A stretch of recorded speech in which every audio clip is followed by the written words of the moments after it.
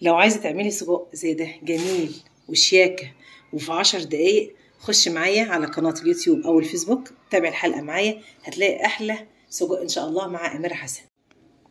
السلام عليكم، ازيكم يا حبايبي؟ عاملين ايه؟ النهارده ان شاء الله هنعمل حلقه خفيفه وسهله في 5 دقايق. هنعمل ايه؟ هنعمل سجق.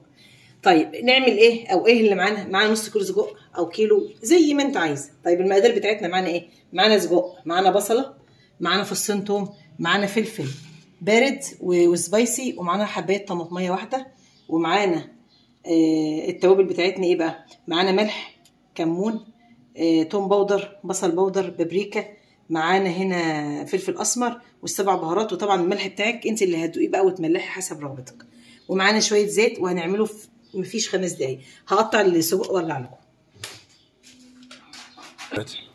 قطعنا السجق بتاعنا زي ما انت عايز تقطعي حتت قطعي، عايزه تقطعيه 3. وله طريقتين. الطريقه الاولانيه تغلي شويه ميه وتنزليه ياخد غلوه واحده، دي اول طريقه. وتاني طريقه اللي انا هعملها اللي هي تشويحه. هتجيبي الصينيه بتاعتك او الطاسه، اي نوع بقى انت بتحبي الانواع بتسموها ايه، مع شويه زيت، وهننزل معانا بالسجق. اول حاجه هنلوحه شويه حلوين، تمام. وبعد كده بعد ما بيتشوح طبعا هدي عليه بالراحه كده، لانه طبعا ايه بيعمل حوالين. هنحمره تحميره كويسه، وبعد كده ايه هنقول لكم هنعمل ايه.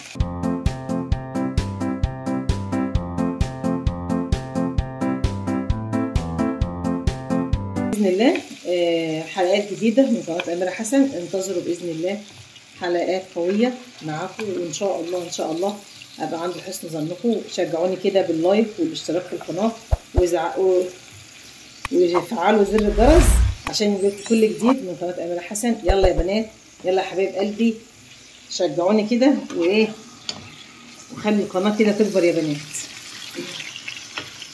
زي ما قلت هنشوحه شويه او هنحمره شويه، وزي ما قلت له طريقتين: يا اما تسلقيه ياخد غلوه ميه واحده وبعد كده تعمليه، يا اما تحمريه زي ما انا بعمله كده، تمام.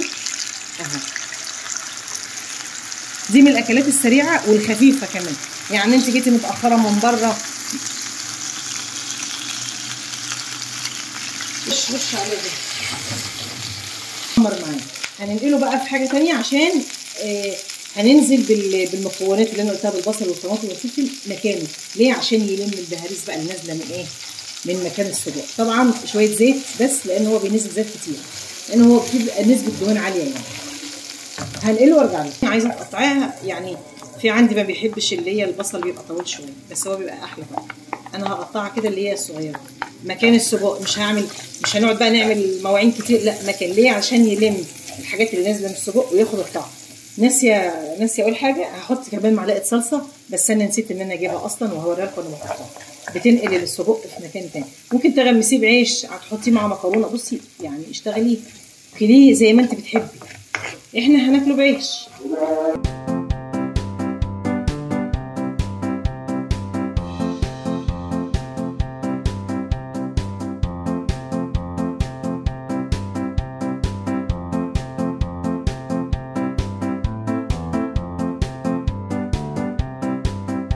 ايه بفصين التوم، عايزه تنزلي بقى بفصين توم 3 بقى، بس هو الفصين على قد النص كله يبقى كده كويس.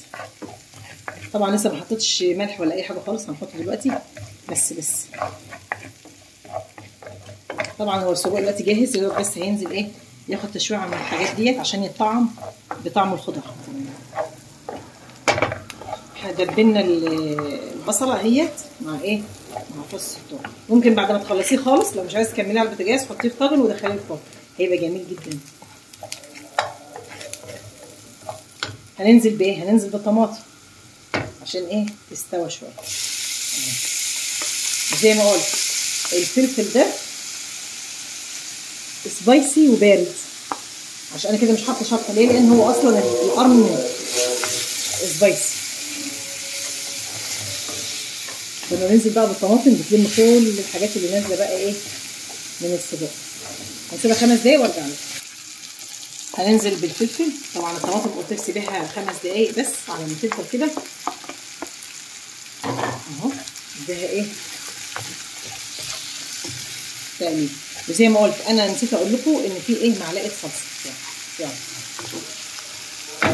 هننزل كمان بمعلقه صلصه اهيت، اي معلقه صلصه بقى عندك، ببصل ساده، اي حاجه عندك. دي كانت عندي بتدي طعم جميل جدا للسجق اهو، دي التغذيه بتاعته. طيب وبعد كده تمام قوي اهو، لسه ما نزلناش لا ملح ولا اي حاجه. هننزل بايه؟ هننزل بالسجق وبعدين البهارات يعني تشويحه كده مع بعض عشان كله يندمج. زي ما قلت ملح، بصل بودر، ثوم بودر، بابريكا، فلفل اسمر، 7 بهارات، شويه كمون صغيرين خالص اهي. الملح ده ايه بقى؟ عشان محتاج ملح حطي له، ده راجع لك انت.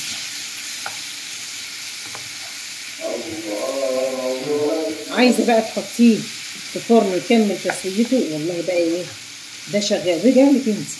تكليب ايه؟ باي حاجه. ممكن في ناس تحط معاه بطاطس، لا انا عاملاه كده، وتعمليه سندوتشات، تعمليه تغمسيه، اعملي اللي انت عايزاه. انا عامله لكم طريقه سهله وبسيطه جدا، يعني في 5 دقايق تكوني ما شاء الله عاملاه وعامله غدا لاولادك. اظن مفيش اسهل ولا احلى ولا اجمل من كده. سجق في 5 دقايق هتعمليه وهيبقى احلى سجق كده. هو اصلا خلاص بقى جاهز اهوت، بس ايه دقيقتين كده يندمج مع في حد كده عايز اقول له انا جامد غصب عنك، انا جامد غصب عنك، ردي بعلى منك، طلعت ردي لانك حكيتها في الكبار.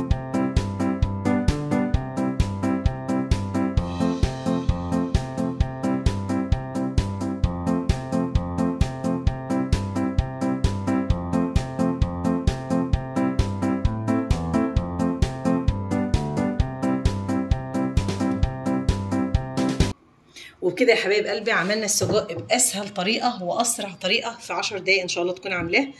ما تنسوش تعملوا اشتراك وتفعلوا زر الجرس وتشتركوا في القناه عشان يجيلكم كل جديد من أميرة حسن. وطبعا معلش احنا اتاخرنا كتير في رمضان، بس احنا ايه راجعين بعد العيد، وبنقول لكم كل سنه وانتم طيبين، كل سنه وانتم سعداء ومتهنيين ومحققين كل احلامكم. بناتي وحبايبي كل اللي داخل على القناه خارج مصر وداخل مصر، طبتم في رعايه الله وامنه. سلام.